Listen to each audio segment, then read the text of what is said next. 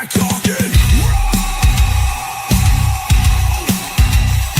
where the legends live and the rookies get schooled in law.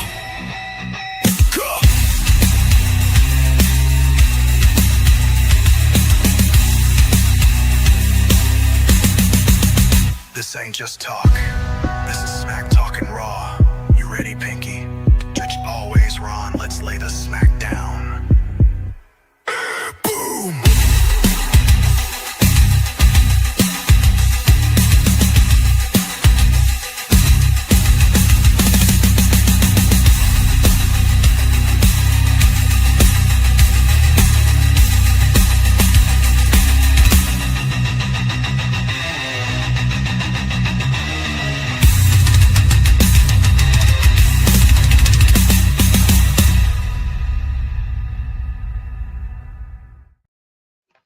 We're back, ladies and gentlemen. It's another episode of Smack Talking Raw. I'm Pinky, and Rostradamus is back. He's out of the cave. Welcome back, my friend. Man, it's been don't get sick. Whatever you do, ladies and gentlemen, do not get sick because it is no freaking joke, right? Don't get old either. Just don't do it. No, get old because that shows that you're still alive. You know what I'm saying? Do that. Don't do this because I'm telling you, every single time I get sick, it makes me feel like, you know, when my parents used to tell me when they were getting sick when I was a little kid, Pinky, I used to laugh at them. You're so blah, blah, blah, right? Now I'm getting to my parents' age when I remember them and stuff like that. And I'm like, okay, my bad. Let me dial you guys up in heaven and tell you guys how sorry I truly am. You know? I tell you, man. It takes a lot more to bounce back. You know, Pinky, you know, a lot of great things happened this week. And I'll start with our Denver Broncos, because that way I'll put a smile on your face. 18-15. Should have been a little bit more. I think this is one of those games that we kind of just didn't really chalk it up because we're looking at the Chiefs as our next big game, because on Thursday night we got the Raiders, and I don't think we're thinking that highly of them either. So we got a couple of like snoozers that are in the way before we get to our big primetime matchup with the Chiefs. What do you think? Well, when you play a tough defense like the Texans, because the Texans can bring it on defense. Sometimes you got to put it at risk, and they didn't want to put it at risk very much, so they kind of dialed it down a little bit. And you know, sometimes you just got to let it rip, man. Take the chains off of Bo Nix. Let him use his legs. Let him throw to a tight end. You know, that'd be nice. Maybe right in the middle of the field. Maybe not a tight end screen like we keep trying to run, but maybe just right there, 10 yards, hook route, boom, tight end. But they got the job done at the end of the day. There's a lot we can nitpick, and they should have done this or that. Should have been a little bit bigger win. But a W is a W, and you got to keep eating. Right. That's right. We got 5 division games coming up, and all of them are going to start lining up here pretty quick. So it's an exciting season, an exciting time to be the 7-2 Broncos. So holla at me if you want to, but if you don't want to, we got 2 words for you later on in the show, and we'll do that in a minute. Second topic is there is not a new World Series champion. There is a back-to-back World Series champion. And I'm telling you, in LA town, baby, woo! It's outstanding to be a Dodger fan right now. What a World Series, though. What a World Series. That was one of the, like, as a fan, being in the midst of it, I was like on like pins and I think that's why I got sick. Because I was staying up late at night. We had an 18-inning game. We had an 11-inning game 7 game. I mean, at the end of the day, and people tapping the home base. Smith barely tapping the home plate before the guy gets there. Outfielder running over another outfielder to catch the ball. I mean, we had all kinds of stuff going on. But at the end of it, Yamamoto, son, and Shohei, son, let's do it, baby. Let's go for 3. Yeah. Let's make it happen. Yamamoto was lights out. Man, it was like Yamamoto's in, we're done. Like, we're done. So He had a But great kudos World to the Series. Blue Jays. Kudos to the Blue Jays because they put on every hitter they had that came up. It was like, dang, we can't get that person out. Clements, he should have won World Series MVP just because he was hitting the ball every time it was pitched to him. But anyway, we didn't come here to talk about baseball. We didn't come here to talk about football. We came here to talk about wrestling. So there's a segment we do on every single show, and it's called Ron's Rant. So today I'm going to rant. I'm going to keep it to less than 3 minutes. 3 minutes. So we can put it on the whatever you call it, the reels, so people can watch it later on down the line and be like, I got what Ron's saying. So Ron's rant starts now. So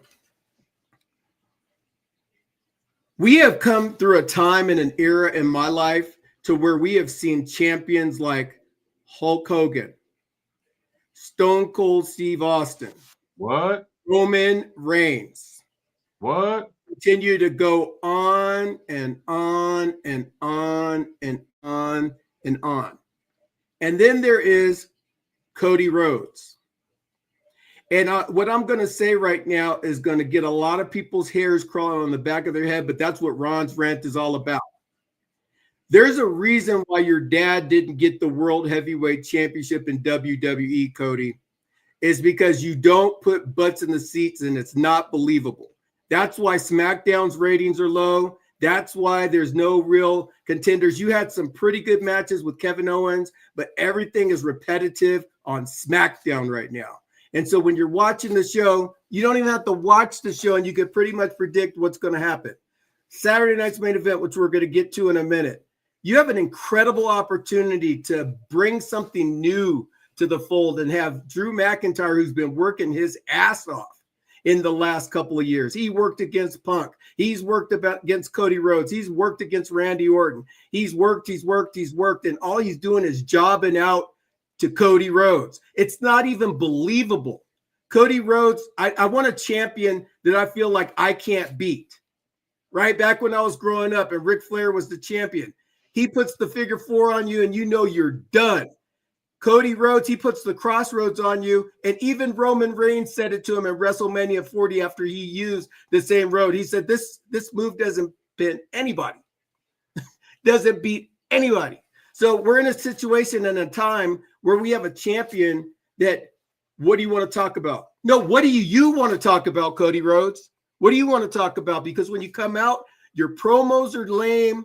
The only thing that's cool about you is your intro music. And if you're not putting butts in seats, that's not even entertaining anymore. I can't put you up against Hulk Hogan and say you would beat him. I can't put you up against Shawn Michaels and say you would beat him. I can't put you up against Bret Hart and say you would beat him. I definitely can't put you up against The Undertaker and say you could beat him. I can't take you against almost any champion in my mind, Cody Rhodes, and say that you are the greatest of all time to be able to deserve the stroke that you're getting right now. So this rant is about Triple H and the WWE programming. Understand what puts butts in seats. Monday Night Raw, CM Punk. Although my man CM Punk, it's time to start getting your Hall of Fame ring shined up, buddy, because you're getting old too. The end of the day, bottom line is when Punk came out and then Logan Paul came out, there was an electricity that came into Monday Night Raw that I hadn't seen in months. And it was so cool. But on SmackDown, I come out in my trench coat and I come out, what do you want to talk about? And then I kind of complain, whine about. That's not what a champion does. So at the end of the day, it's time for somebody to take you out. And if nobody wants to take out Cody Rhodes, I'm signing up. That's my rant. Oh, man. Well said, Ron. Well said. I can't even fight that. Can't even fight it. Well, let's talk about that Saturday night main event. And hold on real quick. Let's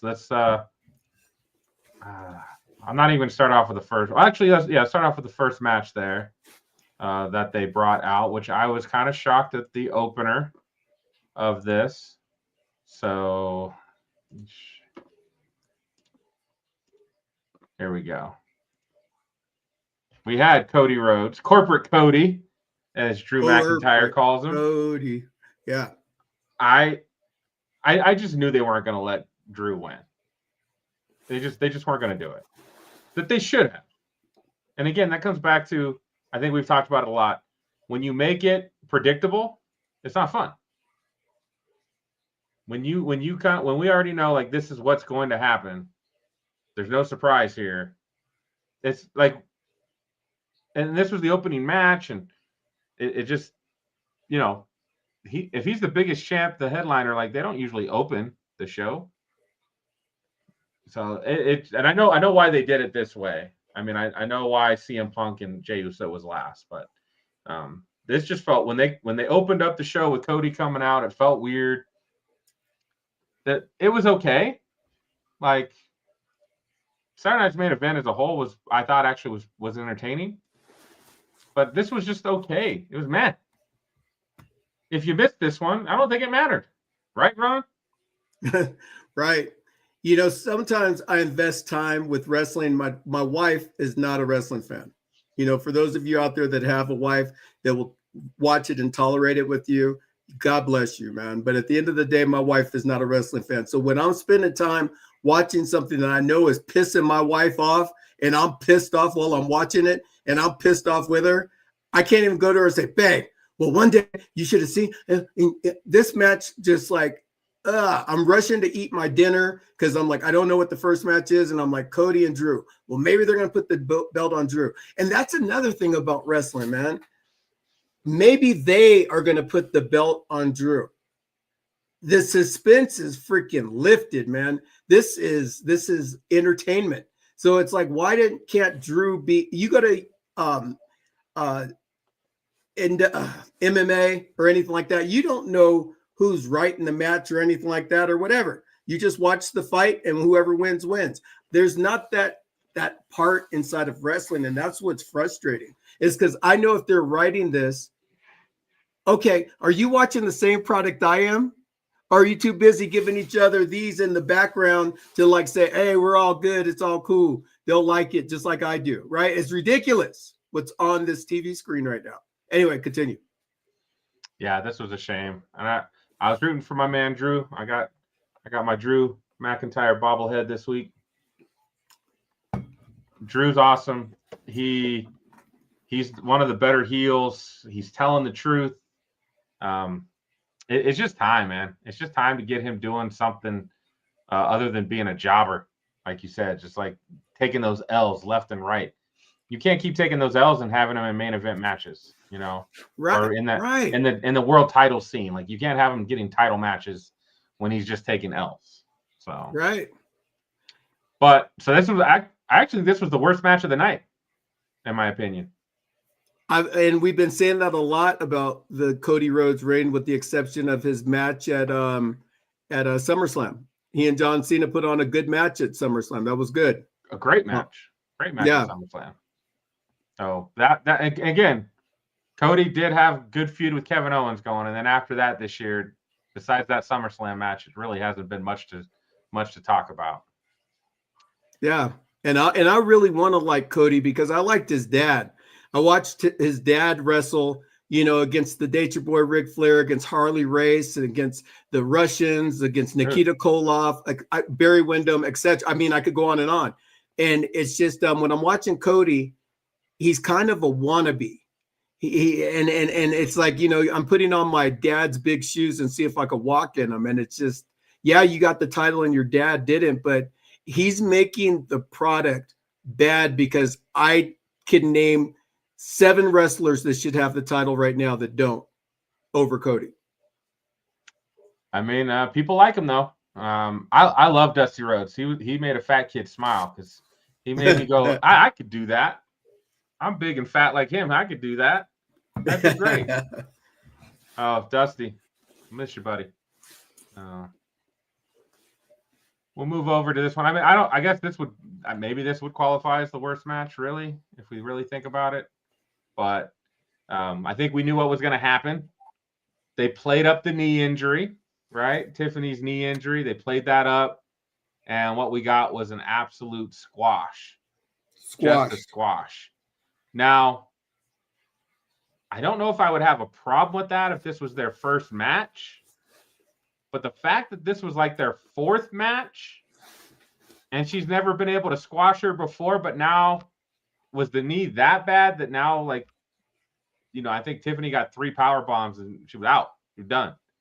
Like, something about it just felt like, based on how they had previously had good matches, I feel like if they had drawn this out a little bit, maybe to 7-8 minutes, had Tiffany get some offense, get some momentum, and then have Jade just shut the door, I think I would have liked that better than this like complete squash when Tiffany did all the squashing for the last 3 matches.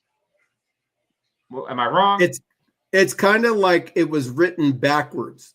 They should have had Jade fight against Tiffany the first time and squashed her, and then had Tiffany work her way back to winning the title. They did it completely in reverse, the whole thing. Like Jade, they put so much pomp and circumstance when she first came to WWE.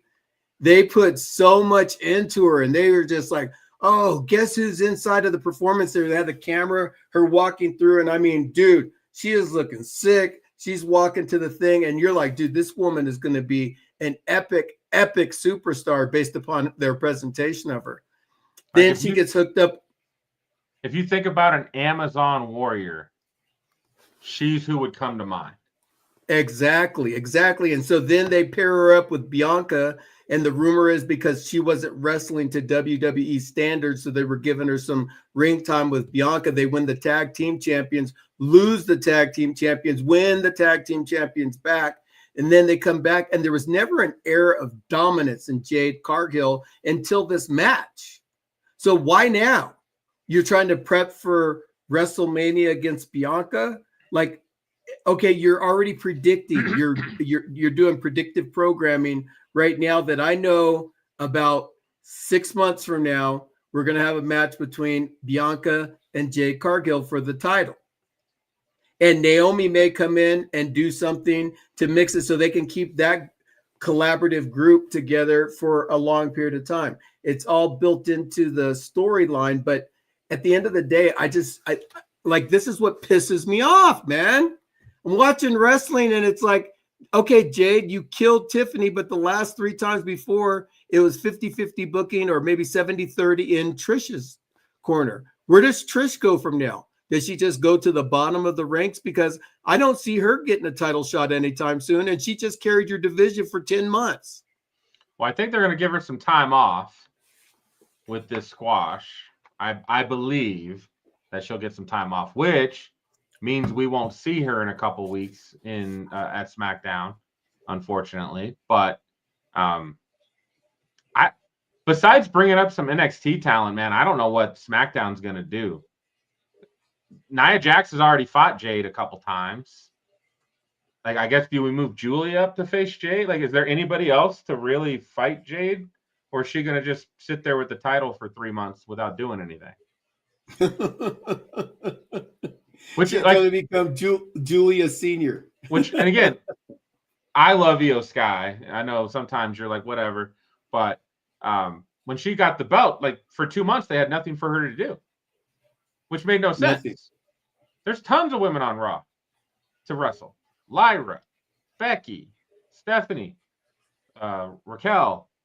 You had Asuka. You had Roxanne. There was tons of people you could bring out to wrestle Io Sky during that 2 months before Evolution, and nothing. Very, very crazy. So I'm hoping they find something for Jade to do, but I don't know if there's anybody compelling on SmackDown to really give her a good feud. Unless you're just going to throw everybody in there and have her squash everyone for a little while to build up that character. And Jade is not the best technical wrestler. I think we can say that pretty easily. At this point, we just need her to be a monster. We just need her to be a monster. Another thing that's going on is ticket prices are so darn high for everything WWE related.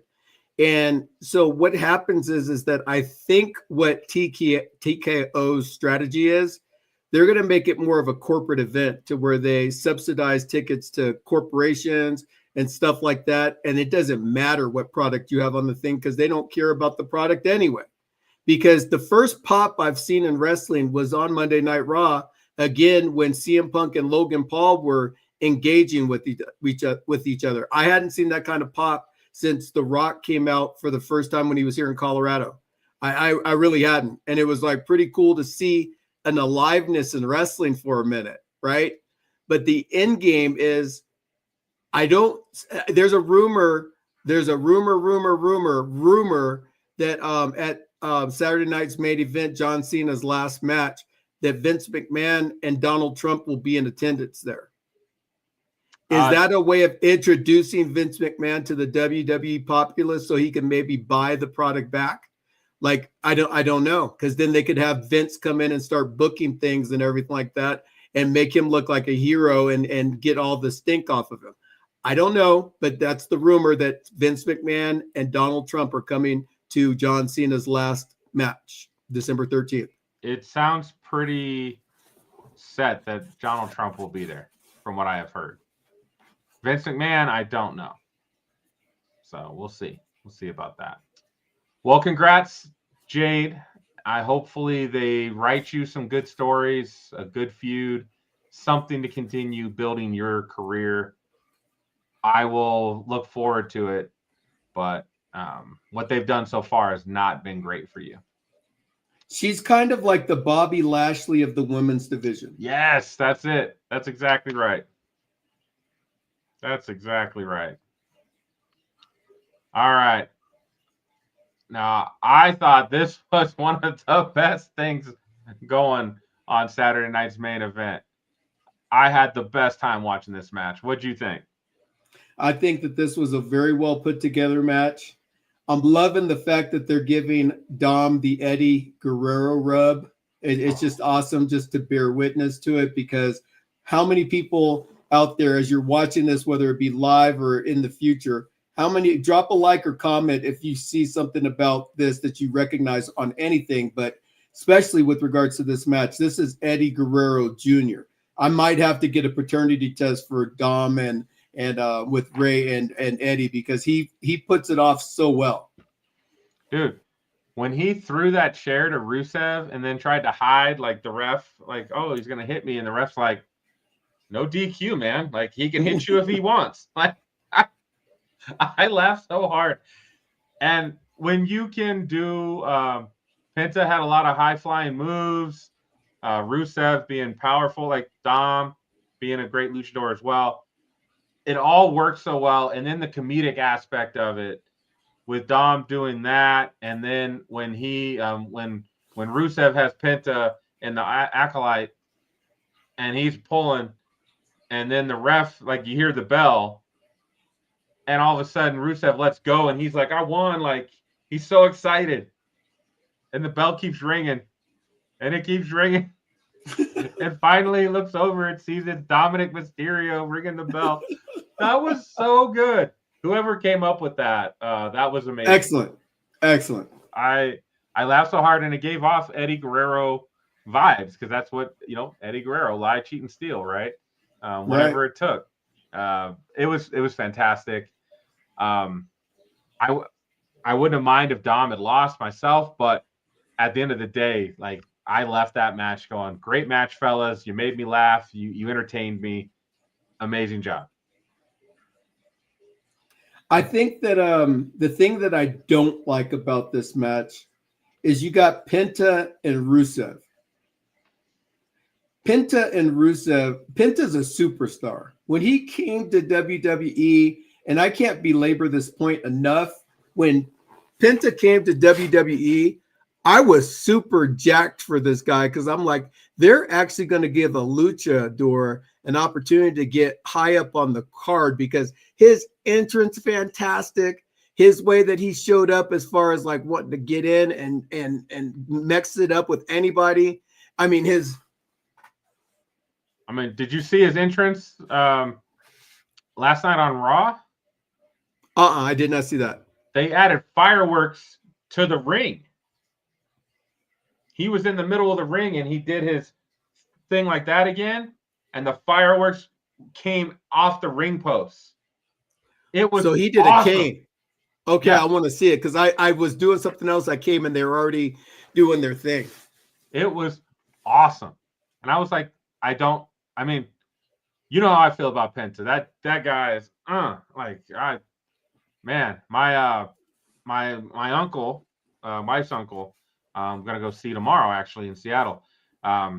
He met Rusev, Penta, got pictures of all of them before Saturday night's main event because he was there again because that's what he does. That is what he does. Yeah, It's what he does. We need to definitely be hanging out with him. So yeah, I mean, I just wish that they made this booking, if that's what you're going to call it, somewhat so that it makes everybody look stronger. Right I mean, now, I thought everybody came out of this match looking good, though. But Dominic, he comes out the more wittier and the more this, so it makes Rusev and Penta look stupid in some regards. You know, you don't ever want a future champion to look like he doesn't have good brains. That's just common sense booking. You know, at the end of the day. But good job, Dominic Mysterio. Whoop whoop. All right, and for the main event, which I know you had to be happy about the results, we'll congratulate CM Punk on winning the World Heavyweight Championship in a entertaining match. I gotta ask, Ron, the rumor out there, and there was a lot that kind of backed up the rumor that Jey Uso may have been under the influence of something for this match. There could have been. Yes. Did you see that rumor or do you believe that rumor? There seemed to be a little something off inside of the match, just a little tad off. I did see the rumor. What are your thoughts about it? I think he was, man. He was either on some type of substance or he was completely blown up. Because there was multiple times he botched moves. He looked sluggish. And then the part when CM Punk goes out to the crowd, grabs a water bottle, and then pours water on him, that wasn't – they didn't write that. Right. They didn't write that. So something was going on. And I appreciate Punk for probably not calling him out, you know, afterwards. He actually talked about him very kindly last night on Raw, and then they teamed up together on last night's Raw. So that was fun to see. But something was off with Jey, and if he wants to stay in this main event Jey Uso world, he's gonna have to make sure he's always on top of his game. Yeah, you can't be going out to the ring and messing up stuff for sure. You can't, because again, that's how you get hurt or you hurt someone else. So, and this is the reason why this match was last, because CM Punk winning and getting the title is everything. It's the moment that the night needed. Nobody needed Jade winning, but CM Punk winning, we needed that. Yeah, because in SummerSlam he got completely ripped off, and I called that. Just like we're going to go over our results from this Saturday night's main event. So it's okay. It's okay they got ripped off. That was good television. That was entertaining television. Which I called, friend. I told you that it was a ruse from the very second it went down. You're like, oh my gosh, Seth is hurt and he's never coming back and he's out forever. No, I didn't say he was never coming back. Come on now, Ron. I said it. I told you. How many of you guys thought that Seth Rollins thing was a ruse? Drop a like or a comment in the fold. So getting back to our picks from last week. So Cody Rhodes versus Drew McIntyre. We both chose Cody. Ding, ding, ding, ding, ding, ding, ding. Tiffany Stratton versus Jade Cargill. We both picked Jade. Ding, ding, ding, ding, ding, ding, ding, ding. Triple threat, Dominic Mysterio versus Penta versus Rusev. We both picked Dominic. Ding, ding, ding, ding, ding, ding, ding, ding, ding. Main event match, CM Punk versus Jey Uso. You picked Jey Uso. I picked CM Punk. Ding, ding, ding, ding, ding, ding, ding, ding, ding. The winner And next year when we start, we're going to keep stats for the year to see who has the best win-loss victory record for the whole year. And if you guys want to like participate in this, we're going to put some competition together, and you guys can sign up and definitely shoot us an email or shoot us a message inside of the link, and we'll definitely get you guys locked in there on just how well you think you can predict this predictable WWE massacre. We'll post that. We'll post that on the Facebook page before every PLE, and see how the crowd gets down. For sure, for sure. All right, so let's move on to let's see, where are we at? Okay, we're doing good on time. I do got to throw out before we move over to our main topic, which I'm really excited about. Congrats to All Ego and Chelsea Green becoming the AAA inner couple champion. I don't know what they call it, but it's a male-female tag team wrestling in AAA that they do. It was previously Mr. Iguana and I can't even remember the lady's name, but what's your name? It doesn't matter what your name is. This is a fantastic partnership. They fit. Like I saw an interview with Chelsea Green, and she had talked about like she got told like she was coming down to NXT, and she got told that she was going to be put into this promo with Ethan Page. Had never met him, never talked to him. She started going over the promo, and the next thing she said, she was like, "He's literally me. That's my character, but in male form." Fantastic. This has been a great partnership. They have great chemistry, and I look forward to seeing them in the ring some more as AAA champions.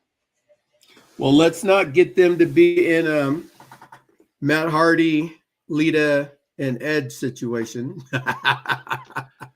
Because her real life husband is the IC champ, the IZ champ. Well, I've seen Matt Cardona. Nobody's messing with Matt Cardona's lady, okay? It ain't happening. That dude is stacked.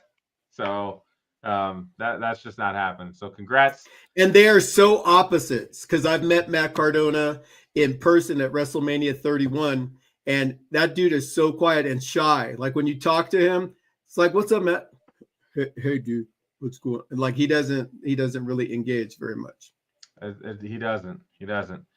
And then I want to spend a good amount of time on our main topic, so I also wanted to bring this up. This was Raw last night. I know we've had an issue with SmackDown. We've had an issue with Raw. I thought Raw last night was just really damn good, which I was like, they're putting a really damn good show on in Rio Rancho, New Mexico. Like Rio Rancho's getting this. This is like a New York storyline, or like LA, or like this is like you put together a really fantastic show for one of your big markets. But hey, Rio Rancho, you guys got an awesome show. Logan Paul was great. I love Logan Paul. When he came out, I got super excited. The wife's like, I was watching on my tablet. We got Monday Night Football on the big TV for her.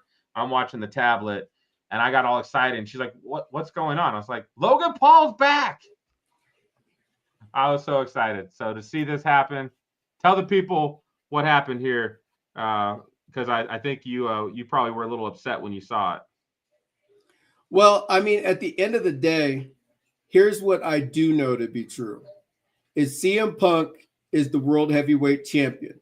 I can tell already up front that he is not a big catalyst for Logan Paul, period. So that's a nice bit of writing right there, is that they, even though they should have an alliance with each other, it doesn't really work. So how is that all going to come together? Paul Heyman being in the mix and getting Braun Breaker and Bronson Reed in the mix, Jey Uso being in the fire. For me, it's something that I just am looking forward to watching it percolate. I just looked at it as a percolate situation that's going to blow up, and potentially something that I didn't see coming. Logan Paul could be our next world heavyweight champion, or he and Braun Breaker could be fighting at WrestleMania 42, and the new era of wrestling could start to come down here pretty soon. That's what I can see. Yeah, I would love that. I would love that. I'd love to see Logan Paul as a world heavyweight. I want a bad guy as my champion.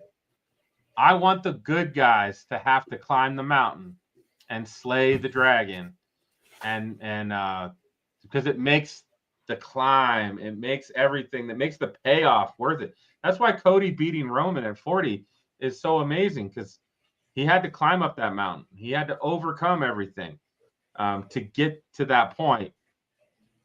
We don't have that if we don't have a bad guy with the belt. Yeah, and the thing about Logan Paul, it's built in how they could build a world heavyweight champion around him because he has impulsive. And so in that show, he could have his world heavyweight title belt there, and he starts to build his little army that are sitting around him, kind of like the Johnny Carson show or whatever. Like people try to come and mess with him on the set. Like he could have like a Braun Breaker or Bronson Reed there. And like anytime he's interviewing somebody's trying to like, Bro, it keeps the continuity of the match.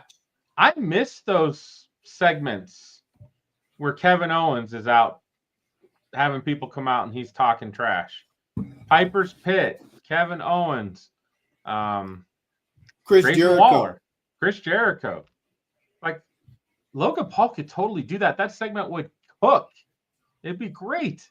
We don't have any of that right now. It doesn't make any sense. That goes back to that continually, because it was another way to continue building that character, continue having people come out. That's how a feuds could get started fairly easily. It's a great thing to do. Maybe they'll get back to it. But Logan Paul possibly joining the Vision is a pretty big topic that I can't wait to see how it gets ironed out in the next few weeks. Plus, if he does join the Vision, that means we'll get to see him more often, and I'm a fan of that. He'd been gone since Clash in Paris, and I was like, "Where's Logan Paul at?" I'm damn near ready. What a way to turn him Gunther. face! What a way to turn him face by not have him join the Vision, and maybe have someone like Brock Lesnar join the Vision, or Obafemi, Carmelo Hayes, like all these guys that we were talking about before, and just have them all punk Logan Paul, so that takes him away for 6 months, and maybe at SummerSlam he wins the World Heavyweight Champion or something like that. They got to put a belt on him sometime soon, I think. I do think that's got to happen sometime soon. All right, so Raw was really fun last night, and one of the things that came up from Raw is one of the things I want to talk about. It was announced at Saturday night's main event on Saturday that we would be having a 16-man tournament for John Cena's last match. And there would be opponents or folks who are in this tournament would be WWE, Raw, SmackDown, NXT, and a couple guys that don't even work for the company. And that got the internet just swirling. So I wanted to bring it up and talk about it, Ron. So we got the John Cena Retirement Tour final match bracket. Dude, we need to put this all over the internet, dude. This is pretty sick. The Smack Talk and Raw competition roster. I love it, bro. I didn't even have no part in this. Anybody that's watching, this is all the Pinkster. Good job, Pink. This was by total accident. My guy who usually makes our thumbnail graphic was like, "Hey, man, I was up late last night. I didn't get a chance to do it. And I just happened to have the day off today. So I got onto Adobe and figured it out." Wow. with some blood, sweat, and tears. So wow, that's pretty sick. But last night they did announce the first two. I do kind of like what they're doing. They got all the names in a little bingo wheel thing, and they're pulling names out one by one. On next Monday Night Raw, we will have Sheamus and Shinsuke Nakamura. Ooh. And then why am I already forgetting the other one? There's another match that was announced also. There we go. The first matches were announced. Damian Priest against Rusev.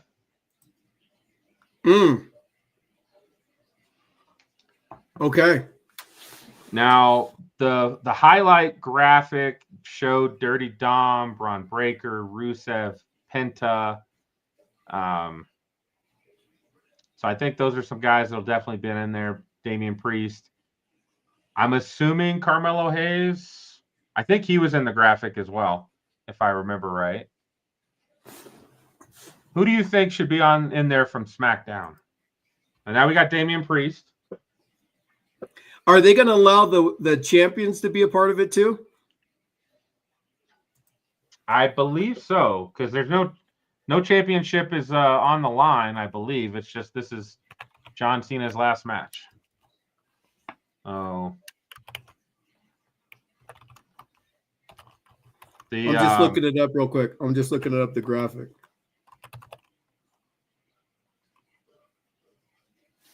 I'm pulling it up here.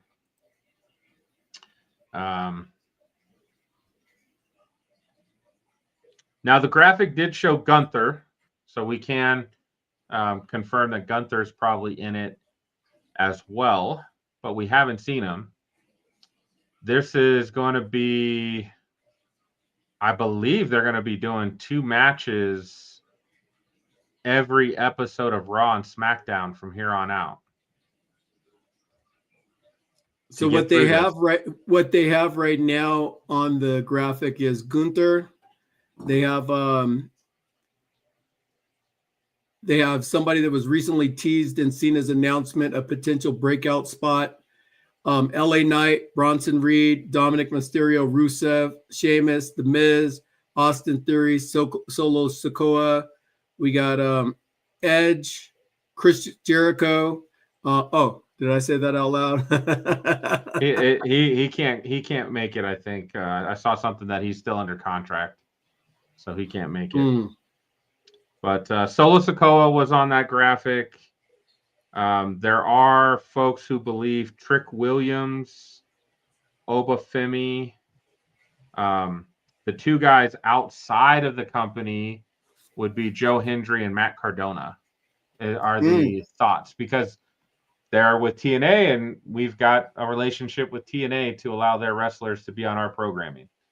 So to see Zack Ryder back and at least interact. I don't think he's going to get to that final match, but at least if he's there next Monday night or the following Monday night are the 2 John Cena appearances. If he were there at either one of those, that would be fun to see Zack Ryder and John Cena get back together for a moment. So Rey Mysterio's got to be in there. Let's see. Who else? Drew McIntyre's got to be in there. Because Drew and John never fought each other. That would be fun. I mean, at the end of the day, man, I'll be honest. Like, if anybody's going to come up, I would love Obafemi. But then again, I feel like Obafemi would squash John. That's not, I don't want to watch that. Right. You don't want, are you going? Yeah. I wasn't kidding, bro. I've still technically got 2 extra tickets. Oh my goodness gracious. I bought 2 tickets when they went on the pre-sale, and then the next day when the actual sale happened, I found 2 tickets at a better location for the same price. Oh, so wow. So I've had my original 2 tickets on sale, which mine are cheaper than everybody else's so far, but nobody's bought yet. So raise the price and then the tickets will sell. Well, they should sell right now if everybody around me is selling theirs for higher than mine. But I mean, they've got them on the website higher than mine. They're not selling them because they're trying to sell them for like $1,500. And ain't nobody paying $1,500 for the nosebleeds. It's just not going to happen. Right. I'm only charging like an extra $100 more than what I bought mine for, just to see if I could make a little bit of money on it to pay for my actual tickets. Man, that's pretty sick. Good job. Good job. So John Cena's tournament, right? Like, so you and I know that there was some speculation earlier this past month about who's going to be his final thing. We're not going to blow that for people that don't know and everything like that. But what I do want to say is it's pretty genius that they have this format coming up. And I think it should be for more than that. You know, John Cena's last opponent, and if you beat John, then you get the number 30 number at the Royal Rumble, or you get an automatic title shot at the Royal Rumble, or what have you. So like John Cena is like the final boss. But if you lose, loser leaves WWE kind of thing. So you put something on the line. Not only does John Cena leave, you're leaving too if you don't beat him, right? So then it's like, okay, wow. Is this person's contract over? Like, what's going to happen? Blah, blah, blah, blah, blah. Then if they lose, they come back with the Grande Americana outfit on. Dude, man, I love El Grande. Love El Grande. That's my dude. Him and Penta had a great match last night. It was awesome. I'm looking at John Cena right there, and I'm realizing that I need to get back in the gym because that dude looks sick right there. That's it right there. Good job, John. Well, you remember what he looked like last year at the Oscars, right? Yeah. I wouldn't mind looking like that. True. So, I love this 16-man tournament, and I like the idea if we can get some of our main guys, some of our newer upcomers, Carmelo. Like, I feel like this is a good way to showcase, right? And I'd like to see Carmelo Hayes and The Miz end up in one of these matches together. I'd love to see Trick Williams and Joe Hendry and Oba. This would be a great way to showcase Oba and Trick and have them in this tournament. Maybe have them win the opening round. They can lose to one of the main guys, but at least in the opening round they win, and it's a good way to kind of showcase them. Or maybe you get them to the Final Four and then they lose, like, because I know you don't want to have new guys losing, but I think in a tournament where you're facing one of the top dogs, it's okay. But I think the only way that you can really get it off well is to have them meet in the semifinals and they lose by disqualification or something like that, which means the person in one bracket gets an automatic run to the finals without having wrestled the extra match. And then whoever's fighting against that person, that makes them the underdog because they had to fight more matches or something. I like that.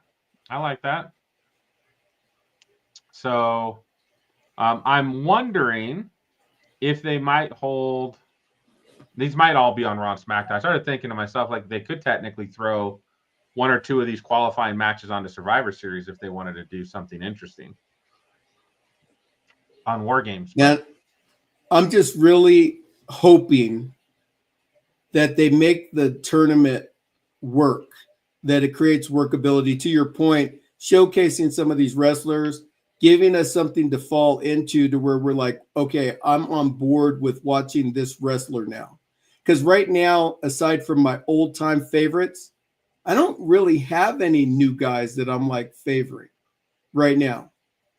I just kind of look at wrestling and I just watch it, and I'm not like do or die this person. If they lose, oh my gosh, my heart is broken. I'm just watching the product. And that's what wrestling was always built on as long as I've watched wrestling, that there was always somebody that just stood out from the group. I mean, back in the day, it was Hulk Hogan and Ric Flair. They ran the organizations that they were in. Then you had coming up along the line to be the next generation, Macho Man Randy Savage. You had coming up in the NWA, you had Barry Windham and those guys coming up, and they were supposed to be the next generation. You had after that, you had so you had Hulk Hogan, then you had Macho Man, then you had Ultimate Warrior who failed. Then you always had somebody that came on and took the torch. Then you had Bret Hart that ran the organization for a while. Then you had Shawn Michaels. Shawn Michaels passed to Stone Cold. Stone Cold passed to The Rock. The Rock passed. You have this progression. And right now we're a little long in the tooth right now. Part of it's because of COVID. So let's talk about the COVID impact. When in 2020, when COVID happened, they wrestled in front of no fans for a year and a half. And that was something that was unprecedented, like getting reactions and getting people to want to watch the product. I got to tell you, I tapped out. When I was watching and they had the little screens and everything like that, I was like, dude, I can't even do this right now. This is crazy. Like, I love wrestling, but you could tell the wrestlers, they're feeding off the energy of the people, and the people aren't there. So then when we finally brought people back on that SmackDown back in 2021, that was really cool. It was like, all right. But then wrestling felt funny because then there were actually people in the stands and everything like that, right? So, yeah, we've gone, and then Roman took over, and he was our champion for 4 years. Great champion. Somebody that really held the title with strong conviction. But then we passed that title to Cody. And we passed that title. Yeah, Cody, you got to bring your game up, bro. You got to do it. I'm on a different rant. Sorry about that, partner. Cena took it from Cody, and then Cody got it back, basically. Yes. So now we're in Cody 2.0, and I do like that Cody's a fighting champion. He will, he'll fight. He'll let somebody fight for the belt on SmackDown. It's not just PLEs like Roman. That's what I didn't like about Roman. I didn't like Roman just like, I'm going to wrestle at PLEs. At the end of the day, the bloodline's going to get involved. I'm going to win. It was just so repetitive that it held no. I was not intrigued by the Roman Reigns era at all. To me, the only thing that was intriguing to me was like, when are they finally going to take the belt off of him? And that's why I was watching. Is today the day? Is today the PLE that Roman goes down? It shouldn't be like that, man. It shouldn't be like that. That's too long. It's too long. Well, the greatest part of their whole process was the bloodline and their interactions with each other and stuff like that. You know, from Sami Zayn making himself an honorary Uso. I remember Sammy's talking to Jey Uso, and he's like, but the tribal chief, he's just trying to bring peace and everything like that. I don't care what the tribal chief, and then they panned to Roman. It was like that was a perfect group that all got together in an effort to like bring a product together. But Triple H got singularly focused, man. And that's the thing that'll always hurt, is that he focused everything on the bloodline because that was his meal ticket.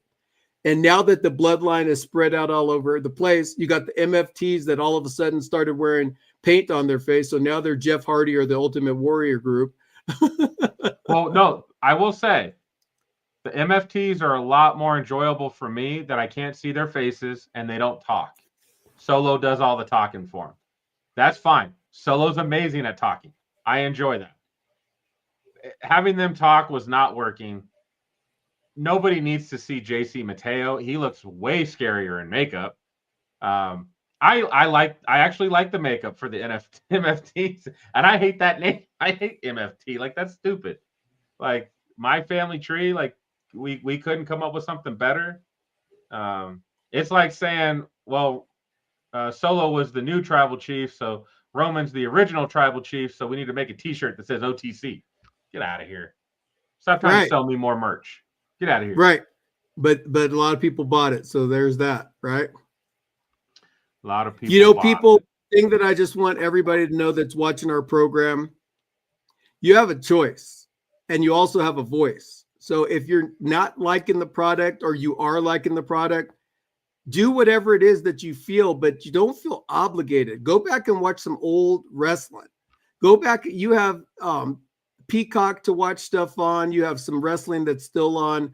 I haven't converted over to the ESPN platform, so I don't know what they have for WWE yet, but it's just a time right now to where you got to really understand what got us to this moment. The challenge that we have as a group of wrestling fans is that we've made ourselves available on Mondays, Tuesdays, Wednesdays, Fridays, and Saturdays and Sundays to watch wrestling. And when we're watching wrestling, if it's not moving the freaking needle, man, turn to something else. Do something else, man, because there's a lot more stuff, because we only have one life to live, and you don't have to be in a bad marriage. You don't have to be in a bad marriage. I love that. All right, Ron. So before we close the night, who do you want to be Cena's last opponent? Not who you think, but who do you want? If they wouldn't have done it already, the person that I would have wanted to be his last opponent is R-Truth. I think that would have been dope to have R-Truth come out of nowhere and all of a sudden somebody gets hurt and they're like, wow, you know, and R-Truth comes out and all of a sudden he's the underdog and he's the last person to fight John Cena. That would have been a great send-off. The person that I would want to be the last person to fight John Cena is Edge. They had the greatest rivalry of anybody, and I expect to see him in this tournament somehow, some way, and that he will be there, and he will be there and be square. He's going to do what he does, and it's going to be a great send-off for both John Cena and Edge. So in a perfect world where we're all adults and we're all trying to make money, WWE could absolutely make this happen. But because they like to be dicks to AEW and constantly counter program AEW when they don't have to. They don't have to counter program. AEW is not WWE and it will not be WWE. And it's okay to have an alternative show for other people to enjoy. In fact, we get to steal a lot of AEW stars after they've spent time at AEW getting better at the craft. That's not a bad thing. But TKO is not going to be adults here and be like, hey, why don't we have an agreement? You let Edge, you let Chris Jericho come over, join in this tournament. We'll at least say they're from AEW. We'll promote them a little bit. What do you think? I think AEW would be like, hell yeah, let's do that, right? It's all helping business. Because that's exactly what WWE is doing with TNA. They don't own TNA, but they have a partnership with them. Let's have a partnership. Let's get Tony Storm coming over and talking some shit to our ladies. Oh, man, wouldn't that be amazing? Yeah. Wouldn't that be amazing, right? It's all good business. It's all for business. That, like, TKO could help build the brand of AEW, which then only builds WWE up stronger. Because all the talents come to WWE after they do their time in AEW, a couple years, they get popular, and then it's like, oh, like, what else am I going to do here in AEW? Tony Storm has nothing left to do. Yeah, she's done all she can do. She's done all she can do, and she'll never come back to WWE ever. Right. Because we kicked her out. So we've got they could make that happen. I would love to see that as well. Having Edge as his final opponent. Edge has not got long either. So seeing a really good, fun match between the two of them would be fantastic. I just, unfortunately, I don't see I don't see these billionaires getting together in a room and making it happen. So, or you totally see billionaires getting in the room and knowing this is going to be probably the most watched Saturday night's main event since Hogan and Andre back in the day. This is going to be a tremendous. They're going to program this all over the place to just get as many butts in the seats as they possibly can, including yours in Washington. And I'll look at my schedule to see if I'll be in December 13th in Washington with you. So, ladies and gentlemen, we're going to close this thing down. You know, you have a choice of what podcast you watch. You have a choice of what it is that you're looking to do with your life. And we just really want to celebrate you, the wrestling fan, because in being a wrestling fan, you're still cool for a little while longer. But if you don't like the Dodgers, you don't like the Denver Broncos, and you ain't got a championship belt, I got two words for you. Suck it! Till next week, guys. Peace. Yeah. Smack talking Raw. Ron and Pinky in the house. We the main event, yo, the crowd gon' scream. Cena hit the ring, you can